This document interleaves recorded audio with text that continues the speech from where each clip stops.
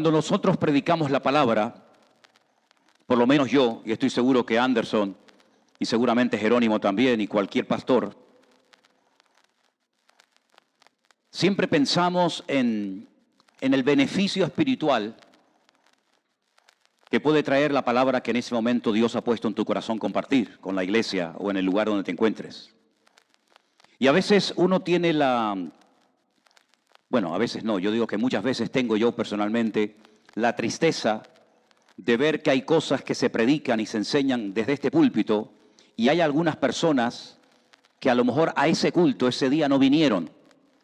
Por ejemplo, me gustaría que todos me prestaran atención y que todos estén quietos porque voy a hacer una pregunta y quiero que pienses la respuesta, aunque no me la tienes que dar en altavoz. ¿Por qué hay hermanos de esta congregación que ya se han acostumbrado a venir única y exclusivamente los días domingo al culto?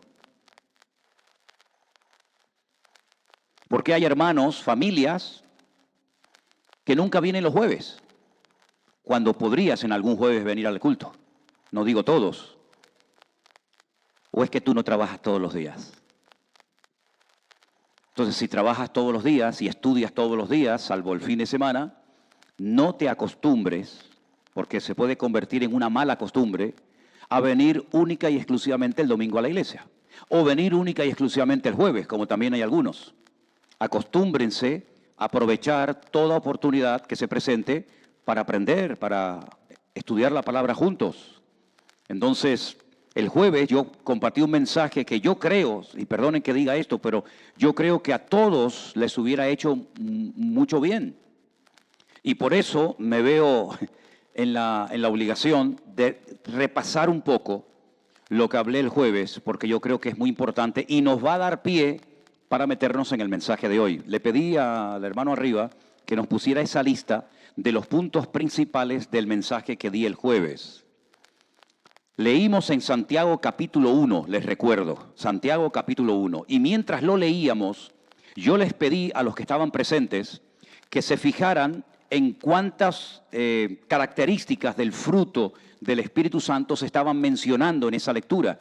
Y descubrimos que hay 3 características o 3 aspectos del fruto del Espíritu, que no es otra cosa más que el carácter de Cristo, que se mencionaron en la lectura del día jueves, ya digo, en Santiago capítulo 1. Vimos que aparecía la fe, la paciencia y el gozo, efectivamente. Y dije el jueves que me iba a centrar en el tema de la fe. Hoy vamos a ver otro aspecto. Pero los puntos principales que compartí el día jueves con la congregación fueron esos que tienen ustedes ahí en la pantalla. Dije que la fe nos ayuda a soportar las pruebas y el trato de Dios en nuestras vidas. ¿Se acuerdan? Gracias, hermana. ¿Se acuerdan? No te puedes hacer a la idea, ni puedes orar para que no seas probado, porque sería lo peor que te puede pasar.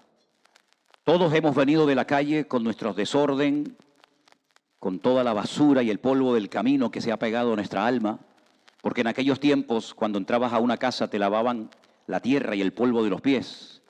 Hoy en día no tenemos esa costumbre, llevamos generalmente zapatos cerrados, más o menos, ¿no? Pero los que hemos transitado por el camino de esta vida, se nos ha pegado mucho polvo al alma. Y ese polvo, esa basura, esas costumbres y tradiciones, palabras y formas de actuar, no salen de la noche a la mañana. Y por eso el Señor nos sacude. Eso es una prueba. Cuando Dios te sacude, cuando Dios entra en un trato personal contigo, que seguramente la persona que está a tu lado también está siendo probada, pero de una forma diferente. Porque no hay 2 personas iguales, como tampoco hay 2 creyentes iguales. Entonces Dios te prueba donde Él sabe que tienes que ser probado. Puede ser en lo económico, en lo familiar. En fin, el Señor sabe perfectamente. Y la fe nos ayuda que cuando llegue el momento de la prueba o del trato específico de Dios en mi vida, te va a ayudar a pasar por ese tramo de la vida en victoria, fortalecido y con ayuda del Señor. La fe además nos ayuda a actuar según la voluntad de Dios. Porque cuando tienes fe en Dios significa que tu vida ya no te pertenece, sino que la has puesto en sus manos y por lo tanto te fías de que Él va a dirigir ahora el timón, las riendas de tu vida y no tú. Y por eso la fe en Dios me ayuda a aceptar la voluntad de Dios para mi vida, aunque sea dolorosa, aunque tal vez no la entienda en el momento, como el Señor Jesucristo en el huerto de Getsemaní le dijo al Padre, Padre, pasa de mí esta copa, mas no se haga mi voluntad, sino la tuya, ¿verdad? Entonces hay una voluntad de Dios diseñada, preparada para cada uno de nosotros. A veces la conocemos, otras veces no la conocemos tan bien, no tenemos las ideas tan claras. Pero cuando tú tienes fe en Dios, en su persona, en su palabra, tú te rindes y dices, bueno, yo prefiero que Él dirija mi vida en vez de dirigirla yo, que ya sé lo que pasa cuando yo llevo las riendas de mi vida. La fe, además, nos ayuda a controlar nuestra forma de hablar, nuestro vocabulario. Porque todos venimos de la calle con una forma de hablar, con una forma de expresarnos, incluso hasta con palabras que no son correctas. Hay gente que, por ejemplo, ha tenido la tendencia a la queja, a la duda, a cuestionar todo. Entonces Dios tiene que poner equilibrio en nuestras palabras, porque nuestras palabras condicionan nuestro estilo de vida. Es más, la Biblia dice que de la abundancia del corazón habla la boca. Es decir, te sana por dentro para que cuando abras la boca, lo que salga por tu boca sea agradable ante los ojos de Dios. Número 4. La fe en Dios, vimos el jueves, que nos ayuda a someternos, a sujetarnos a Dios. Como dijo Pablo, ya no vivo yo, mas vive Cristo en mí.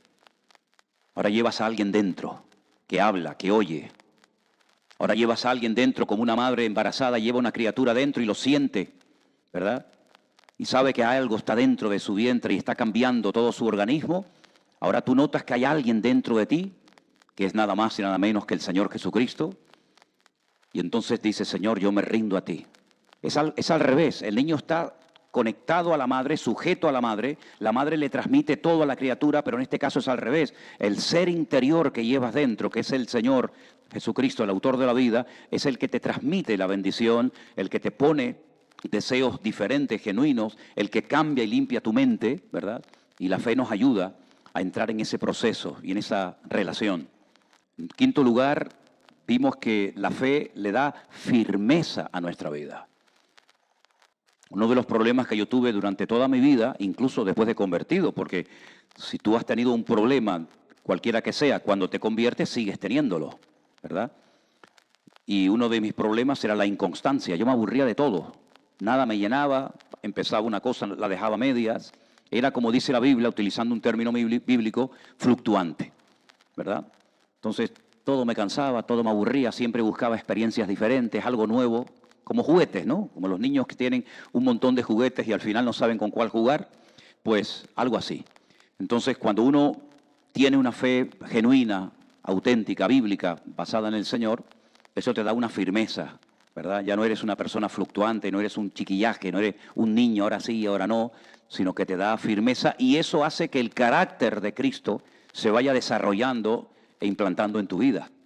Y finalmente vimos que, punto número 6, que la fe nos ayuda también, como no, a vivir bajo presión. Eso fue el jueves, el mensaje. Por eso yo creo que te perdiste una bendición, ¿no? Es como aquel que un día no fue al culto y cuando le preguntó a los hermanos, oye, ¿qué tal estuvo el culto? Y dice, hoy el culto fue espectacular. Qué pena que te lo perdieras. Pero espectacular, ¿por qué? ¿Qué pasó? No fue como otro culto normal y corriente, no. Hoy fue diferente. ¿Pero por qué fue diferente? Dime. Porque hoy apareció físicamente en el culto el Señor Jesucristo. Y estoy hablando de Tomás, ¿se acuerdan? Tomás se perdió el culto y no vio al Señor ese día, lo vio en otra ocasión, pero ese día no lo vio. Ahora bien, la palabra de Dios en Santiago capítulo 1, como vimos también, nos hablaba acerca del gozo y de la paciencia. No voy a hablar de la paciencia porque yo sé que todos ustedes tienen una paciencia tremenda, ya este tema lo tienen más que superado, entonces hablar de la paciencia va a decir, hermano, yo ya eso lo tengo ya más que aprendido. Yo tengo una paciencia tremenda, pero voy a hablar del gozo. Hay un versículo que todos conocemos de memoria que dice, el gozo del Señor es nuestra fortaleza. El gozo del Señor es mi fortaleza. El gozo es de Él, pero me fortalece a mí. Luego me interesa tener y conocer ese gozo. No como algo circunstancial, no como algo emocional que va y viene, sino como algo permanente. Si ustedes prestaron atención a la lectura que nuestra hermana Agustina nos traía, al final del Salmo 16 dice que en tu presencia hay plenitud de gozo.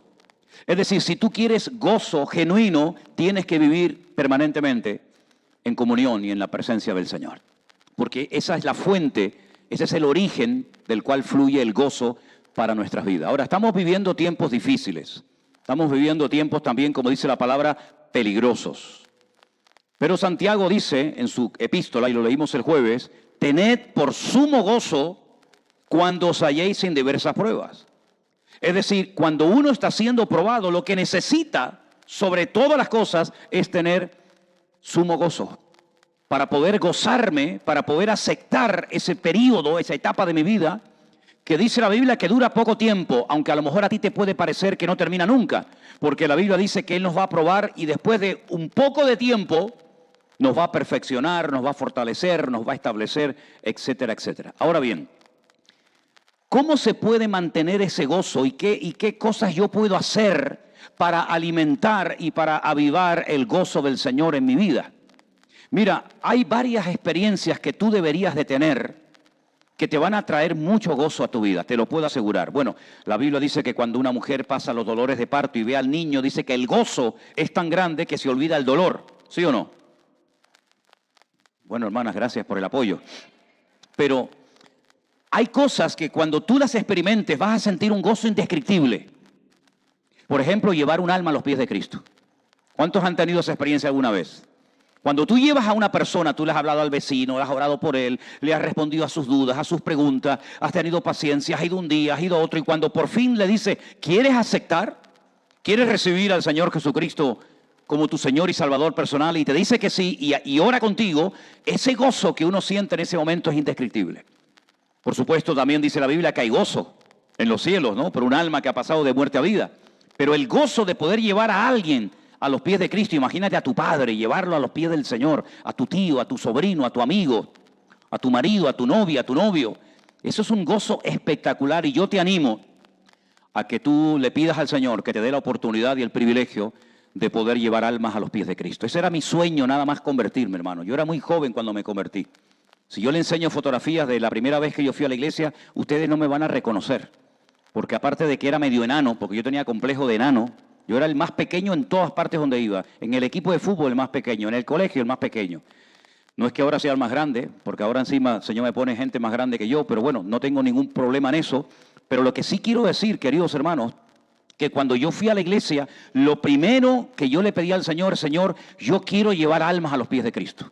Porque por otra parte el libro de Proverbios dice que el que lleva almas a los pies del Señor es sabio. Y yo cuando oía a los evangelistas y a los pastores que nos venían a visitar, en aquellos días venían muchos pastores de otras partes del mundo a predicar en la iglesia.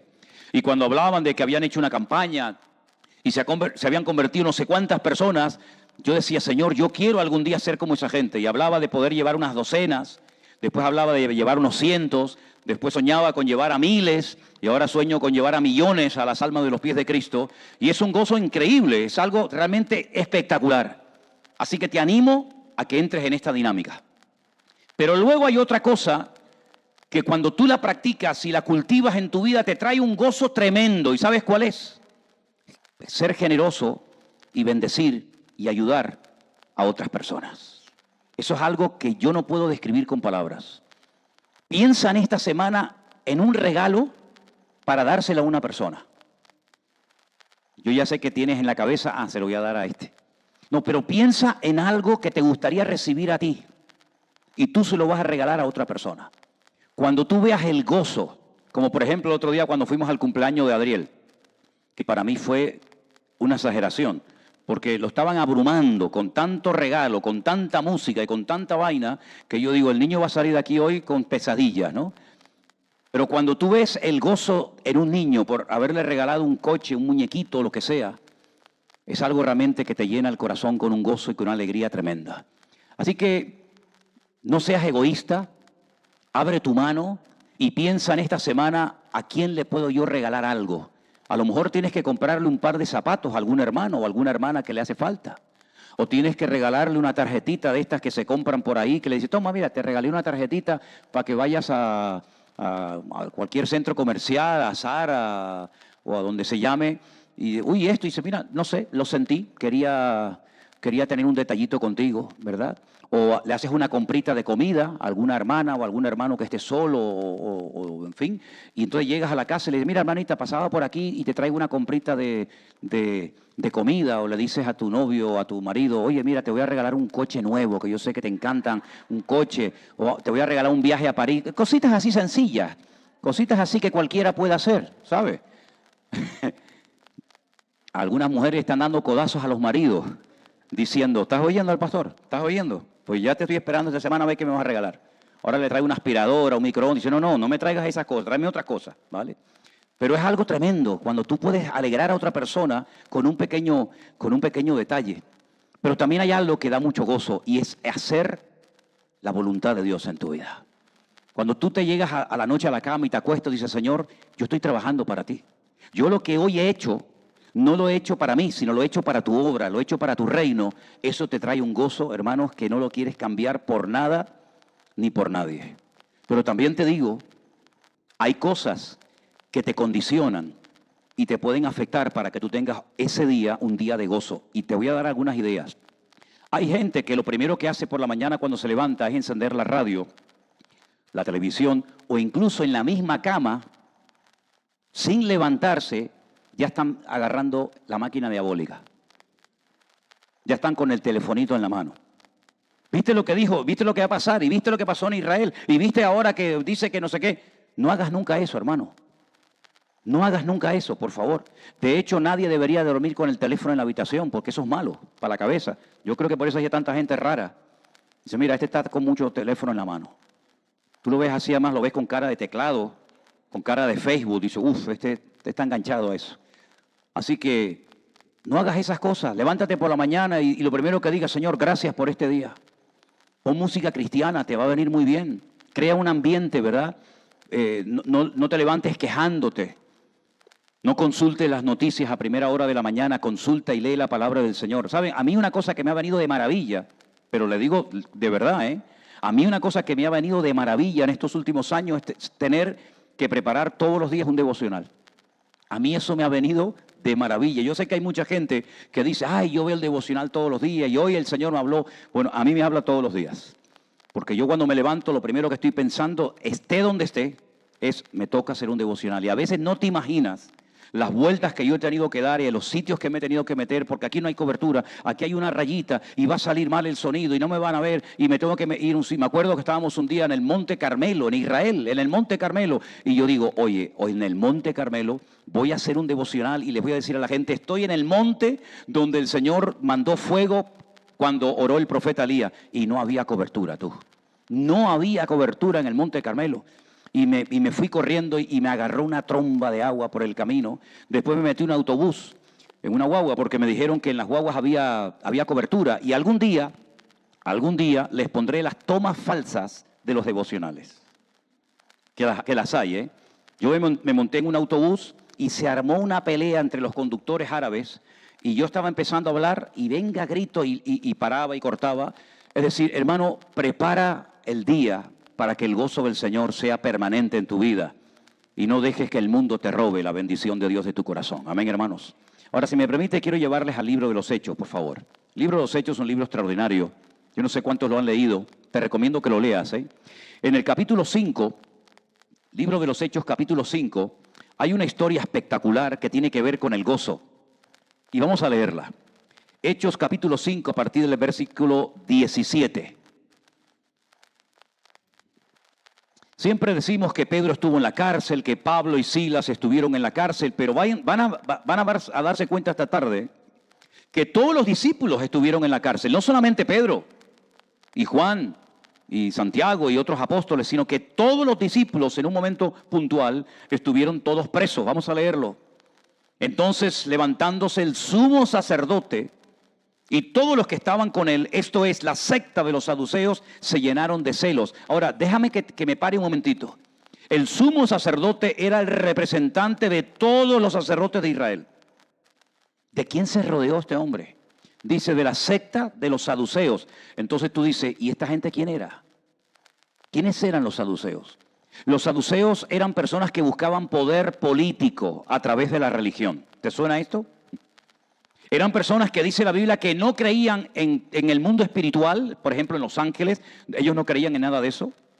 Eran muy materialistas, muy carnales. Y además no creían en la resurrección de los muertos. Y mi pregunta es, si tú eres sumo sacerdote, apegado supuestamente a la palabra, ¿para qué te rodeas de esta gente que creen, o mejor dicho, no creen en lo que dice la palabra de Dios? Es tremendo, ¿no? Se reunió con esta gente y claro, se fueron en el versículo 18 y le echaron mano a los apóstoles. Ahí no habla de uno ni de dos, habla del grupo completo, a los apóstoles, y los pusieron en la cárcel pública. A todos los discípulos los encarcelaron. No a uno ni a dos, a todos. Mas un ángel del Señor, abriendo de noche las puertas de la cárcel, sacándolos, dijo: id y puestos en pie en el templo, anunciad al pueblo todas las palabras de esta vida. Y habiendo oído esto, entraron de mañana en el templo y enseñaban. Entre tanto vinieron al sumo sacerdote y los que estaban con él convocaron al concilio y a todos los ancianos de los hijos de Israel y enviaron a la cárcel para que fuesen traídos. Pero cuando llegaron los alguaciles no los hallaron en la cárcel, entonces volvieron y dieron aviso, diciendo: por cierto, la cárcel hemos hallado cerrada con toda seguridad y los guardas fuera en pie ante las puertas, mas cuando abrimos a nadie hallamos dentro. Algo impresionante, ¿eh? ¿Qué les parece? Cuando oyeron estas palabras, el sumo sacerdote, el jefe de la guardia del templo y los principales sacerdotes dudaban en qué vendría a parar aquello. Pero viniendo uno les dio esta noticia: he aquí los varones que pusisteis en la cárcel están en el templo y enseñan al pueblo. Entonces fue el jefe de la guardia con los alguaciles y los trajo sin violencia porque temían ser apedreados por el pueblo. Cuando los trajeron, los presentaron en el concilio y el sumo sacerdote les preguntó diciendo: ¿nos mandamos estrictamente que no enseñaseis en este nombre? Y ahora habéis llenado a Jerusalén de vuestra doctrina y queréis echar sobre nosotros la sangre de ese hombre. Respondiendo Pedro y los apóstoles le dijeron: es necesario obedecer a Dios antes que a los hombres. Qué valentía, ¿eh? Qué coraje. El Dios de nuestros padres levantó a Jesús, a quien vosotros matasteis matándole en un madero. A este Dios ha exaltado con su diestra por príncipe y salvador para dar a Israel arrepentimiento y perdón de pecados. Y nosotros somos testigos suyos de estas cosas, y también el Espíritu Santo, el cual ha dado Dios a los que le obedecen. ¿Y por qué dice la Biblia que se llenaron de rabia, de celos y enfurecían y querían matarlos? Porque ellos creían que el Espíritu Santo era lo que se les daba a los profetas, a los hombres ungidos de Dios, para poder desarrollar sus ministerios, porque eran personas especiales con un mensaje divino y tenían que tener una capacitación sobrenatural. Y ahora dice Pedro: nosotros tenemos esa capacitación, nosotros tenemos ese Espíritu Santo, porque Dios lo da a las personas que le obedecen. Y oyendo esto dice que se enfurecían y querían matarlos. Y estos eran los representantes de la religión, llenos de celos, de envidia, con deseos de matar a los hijos de Dios, a los discípulos, tremendo. Entonces, levantándose en el concilio un fariseo llamado Gamaliel. Es interesante porque Gamaliel viene de la línea de Hillel. Si quieren conocer un poco más de esto, en aquellos tiempos habían dos líneas, digamos, dos escuelas. Estaba la de Shammai y estaba la de Hillel. Y Hillel fue el que dijo: amarás a tu prójimo como a ti mismo. Y enseñaba esta enseñanza, pero él fue el que dijo: hazle a los demás lo que quieran que te hagan a ti. Y este Gamaliel es nieto de ese famoso rabino llamado Hillel, que hasta el día de hoy es venerado en Israel. Y este hombre era un doctor de la ley, era un hombre venerado por todo el pueblo, y mandó que sacasen fuera por un momento a los apóstoles. Y escuchen las palabras, y dijo: varones israelitas, mirad por vosotros lo que vais a hacer respecto a estos hombres. Mira con qué sabiduría habla. Porque antes de estos días se levantó Teudas, diciendo que era alguien. A este se unió un número como de 400 hombres, pero él fue muerto y todos los que le obedecían fueron dispersados y reducidos a nada. Verso 37. Después de este se levantó Judas el Galileo en los días del censo y llevó en pos de sí a mucho pueblo. Pereció también él y todos los que le obedecían fueron dispersados. Y ahora os digo: apartaos de estos hombres y dejadlos, Porque si este consejo o esta obra es de los hombres, se desvanecerá. Mas si es de Dios, no la podréis destruir. No seáis tal vez hallados luchando contra Dios. Qué sabio, ¿eh? Y convinieron con él y llamando a los apóstoles después de azotarlos. ¿Cuántos latigazos les dieron? Los judíos solamente podían llegar hasta 39 latigazos, que en mi opinión personal, aunque aquí no lo diga, yo creo que ellos utilizaron la capacidad y el poder que tenían para azotar con 39 latigazos a los judíos, a los discípulos. En otras culturas se le podía dar 100, 200, 500 latigazos y mataban a la gente, ¿no? Con aquella tortura terrible. Pero según la ley, en aquel tiempo solamente podían llegar hasta 39. Pablo dice que en 5 ocasiones le dieron 39 latigazos. Multiplica 39 por 5, ya sabes cuántos latigazos le dieron en su cuerpo. Así que estos discípulos, después de haber sido azotados, les intimaron que no hablasen en el nombre de Jesús y los pusieron en libertad. Los religiosos en Israel siguen exactamente igual. Exactamente igual. No quieren que la gente predique y hable del Señor Jesús. Ellos, escucha bien esto ahora, salieron de la presencia del concilio ¿cómo? ¿Cómo? Gozosos de haber sido tenidos por dignos de padecer afrenta por causa del nombre. Y todos los días en el templo y por las casas no cesaban de enseñar y de predicar a Jesucristo. Esta historia es algo realmente increíble porque ves que los discípulos son azotados, son amenazados, se les prohíbe desarrollar su ministerio, pero no salen del concilio, no salen de aquella sala quejándose, lamentándose, diciendo ¿por qué, Señor? Sino gozosos, y el motivo de tanto gozo era porque me has permitido sufrir por tu causa, Señor. No es que les había tocado la lotería, no. No es que les habían dado permiso para predicar, no, era todo lo contrario. Estaban gozosos porque por fin el Señor les había dado el honor y el privilegio de sufrir por la causa del nombre del Señor Jesús. Así que cuando tú te encuentres en una situación entre tu familia, entre tus amigos y compañeros de trabajo similar, parecida a lo que hemos leído en esta tarde, gózate de que estás pudiendo padecer algo, algún rechazo, alguna mala palabra, alguna mala actitud, por la causa del Señor Jesucristo. No te avergüences, dice la Biblia, no te avergüences, sino gozaos y alegraos, porque vuestro galardón es grande en el reino de los cielos. Así que no solamente nos gozamos cuando el Señor responde a una oración, y no solamente nos gozamos cuando vemos que por fin el Señor me dio y me abrió la puerta por la cual le había pedido durante tanto tiempo, sino que también aprendemos a gozarnos en el Señor cuando las cosas humanamente hablando no salen bien, pero que el Señor las ha permitido para mi crecimiento y para mi desarrollo espiritual. ¿Cuántos dicen amén? Ahora, la meta del cristiano no es llegar al gozo y vivir permanentemente en esa especie de nube, porque a veces el gozo es tan grande, la alegría, es tan grande el gozo que puedes tener de haber conocido al Señor, de haber nacido de nuevo, de haber recibido una respuesta a oración. Ten cuidado porque a veces la gente convierte cosas en metas que no son metas, sino medios para alcanzar otros objetivos. ¿Me explico? Si la meta en la vida cristiana no es estar gozoso siempre, aunque la Biblia dice estad siempre gozoso, pero no hagas del gozo un culto, no veneres, no adores el gozo, no tengas fe en tu fe, sino date cuenta de que todo esto son herramientas que Dios te da para poder demostrar que verdaderamente tú has conocido al Señor Jesucristo. Espero ser muy claro en esto, porque hay gente como que hace un culto de la fe. Yo tengo una fe tremenda y parece como que su fe es como la varita mágica, ¿no? Como la lámpara de Aladino, que yo tengo una fe y bueno, el Señor casi me tiene que responder a todo porque yo tengo una fe y parece que tiene más fe en la fe de ellos que fe en el Señor que se la dio. Así que si tiene fe, gloria a Dios, pero dice la Biblia que la fe algún día desaparecerá. Ahora permanecen la fe, la esperanza y el amor, estos tres, pero el mayor de ellos es el amor. Así que no hagas nunca del gozo, de la paz, de la paciencia o de lo que sea, como un instrumento de adoración, sino utiliza todo eso para decirle a la gente, tengo gozo aunque me acaban de romper la espalda a palazos.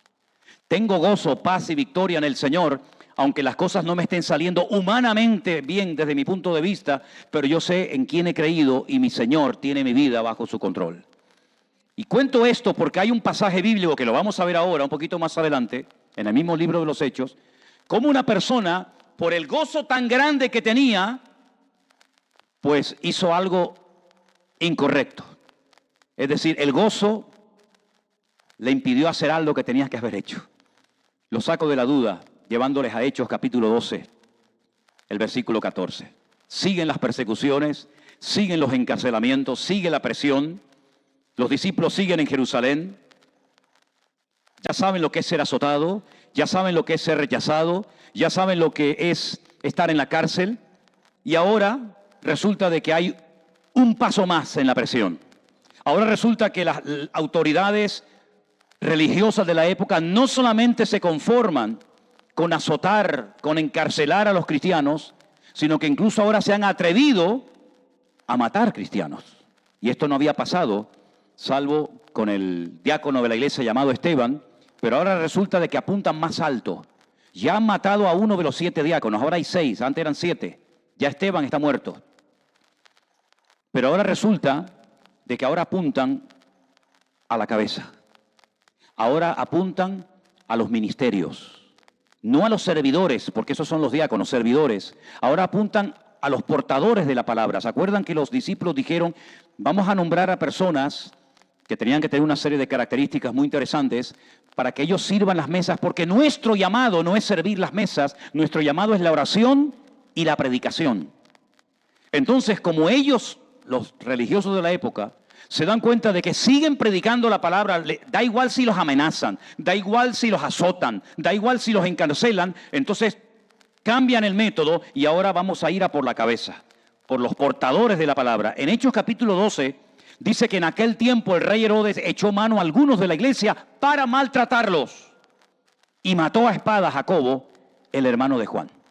Este Jacobo, Santiago, no es el de la carta que leímos el jueves. Este es el hermano de Juan. Recuerden que en el grupo de discípulos de Cristo había 2 parejas de hermanos. Estaba, por ejemplo, Pedro y Andrés, ¿se acuerdan?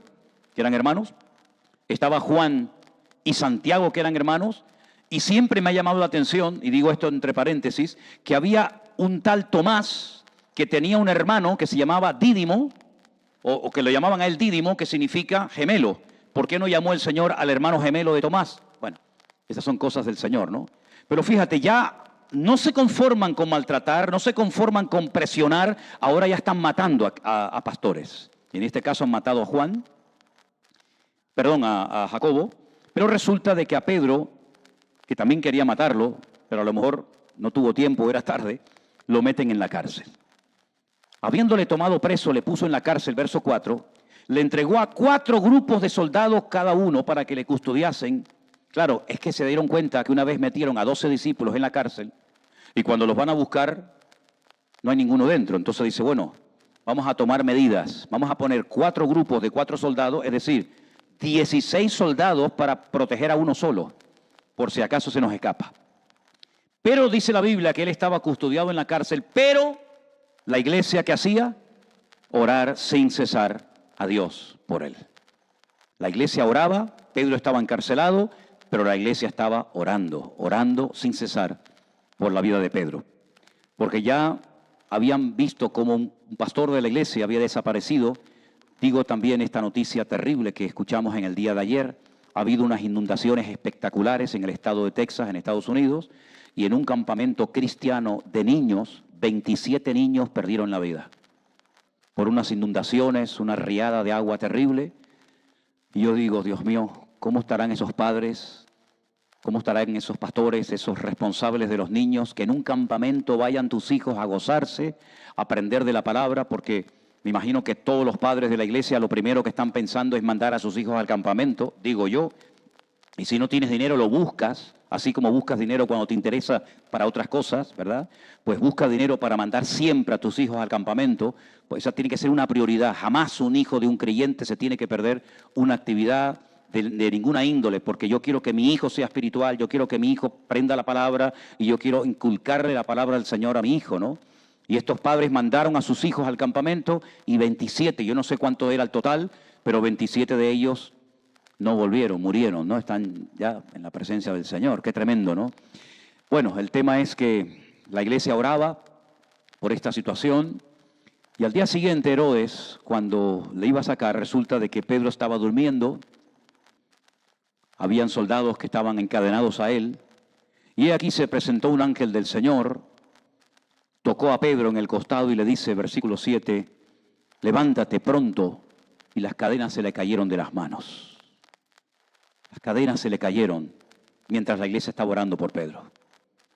Y le dijo el ángel, cíñete y átate las sandalias. Lo hizo así.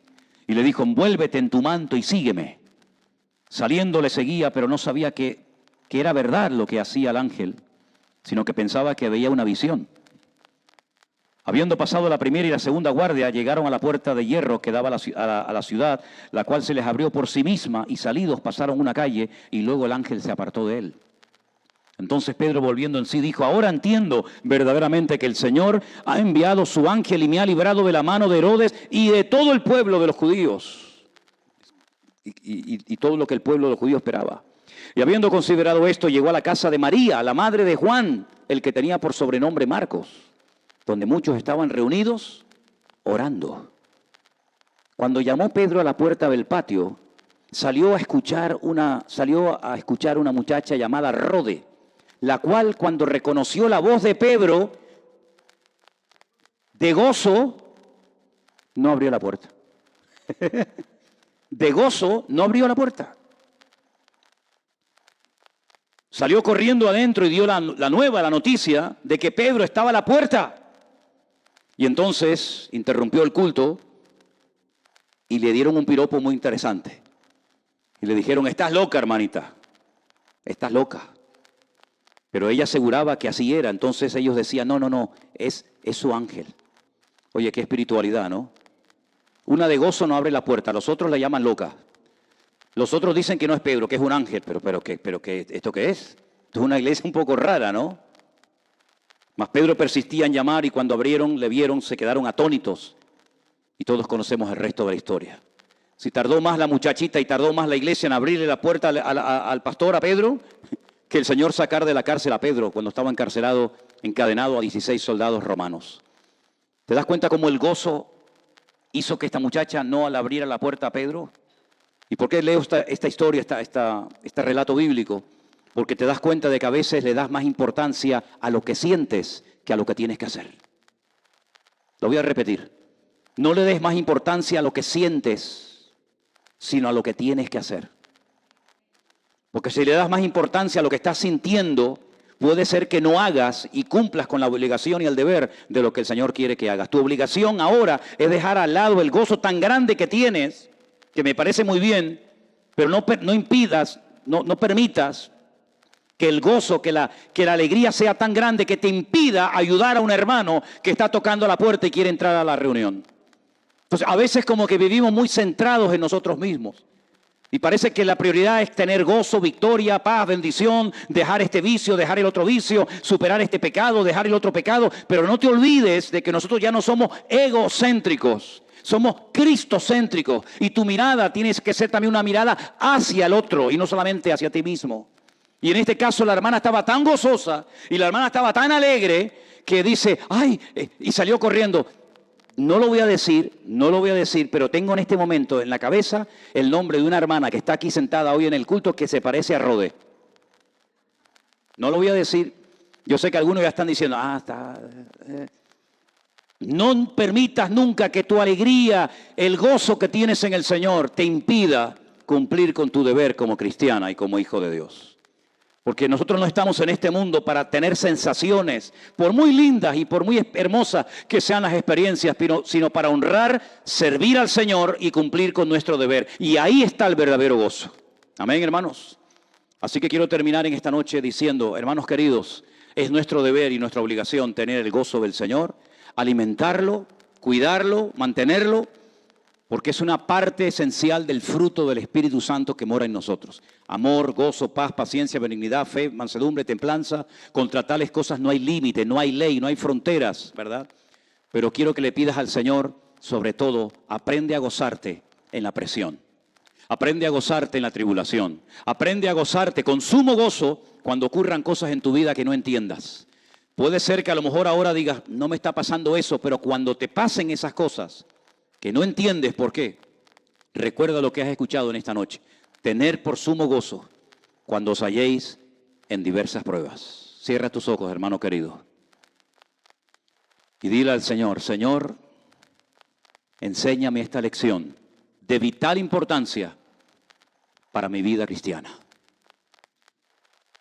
Me gozo, Señor,